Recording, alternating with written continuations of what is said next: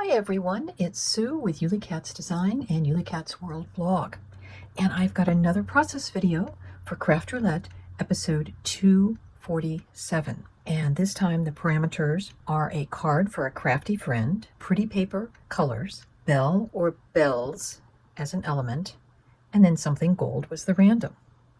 So this is my finished card.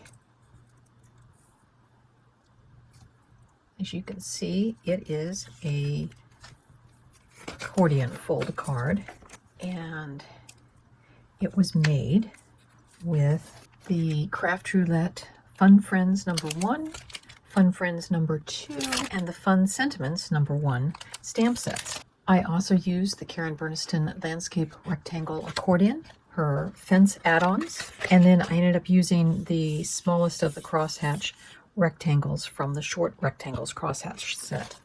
I began by stamping my people onto white cardstock, but then I used my Tim Holtz watercolor distress pencils and just a water brush. It's just a brush that's filled with water to blend out the pencils.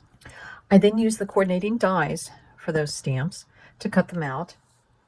And then I worked on putting together my accordion frame. Now, some of you may recognize that my very first submission to Craft Roulette was an accordion fence card. So I kind of cased my own card to make this one. And there are Karen Berniston videos on how to put together the fence add-on as well as the accordion piece. So I'm not going to redo that. I'll just direct you there. For the sentiment, again, that comes from the Fun Sentiments, and I just hand drew on my little balloon decoration since it mentions balloons. And I don't know if you can see or not, but there is some glitter over the word glitter. And then I also added a few balloons that I found in my stash. And I'm pretty sure those are Karen Berniston dies. I just can't tell you what sets they came from.